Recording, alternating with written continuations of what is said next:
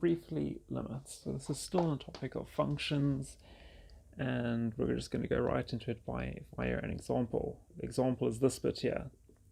So you read this is lim, as the limit of x plus 1 as x tends to 1.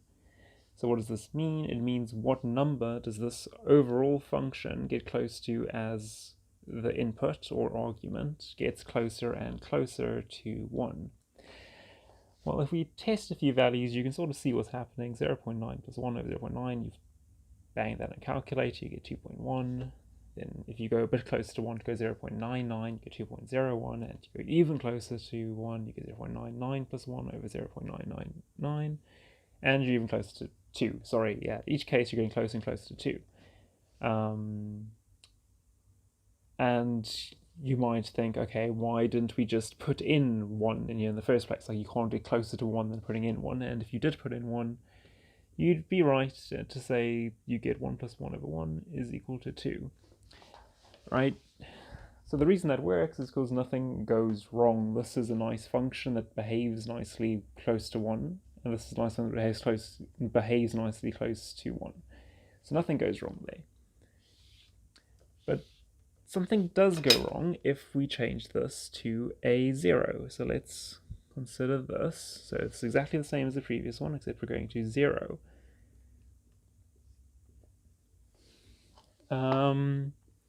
So what happens if we're very close to 0? Well, if we go put 0.01 plus 1 over 0.001, well, we're dividing by this thing. So this is roughly the same as saying how many times is 0.001 going to all this? Well, it goes into this bit. Well, let's just divide through, right? That's just 1 plus 1,000. This is 1,000th of 1, so that's 1,001. Right, we're getting a very big number here. Okay, but what if we did something like minus 0.001? Because remember, you can be close to 0 either side. If 0 is here, we can be close to 0 over here, or we're less than it, or we can be close to 0 over being over here, on the positive side, greater than it. But let's just think about this.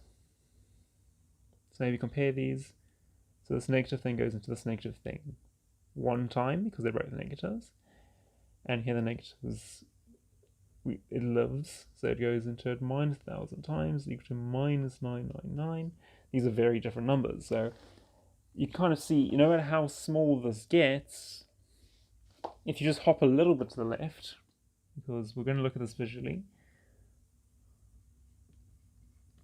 0 is positive there, and minus 0.001 there. I could hop even closer, like whether I'm here or here, it's doing different things. So, right, 0.01, it's like way up there, it's 1,000, it's way down there, minus 99, and it keeps getting smaller. This one keeps getting bigger. So there's no limit, is what I'm saying. I'm saying that asking what does this number approach as this goes closer to 0 doesn't make sense, because we've got two different values. So this is sort of where the tricky bit comes in. Okay, but it's not all bad. Some limits are neither obvious nor as tricky as that. You might have something like x tends to infinity.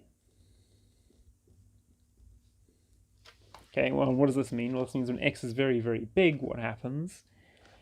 Well, if x is very, very big, so say I have 1,000, or 10,000, sorry, plus 1 over 10,000, well, that bit divides through, just like last time. So how many times is 10,000 going to 10,000 once? Well, it goes in one time there, and then we have that 1 over 10,000 left over.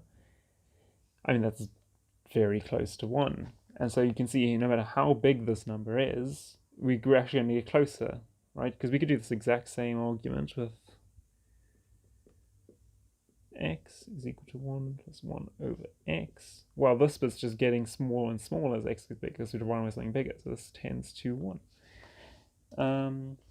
Okay, so obviously this is perhaps a more straightforward limit, but they get much more complicated, and that's what's going to be the topic of the next video.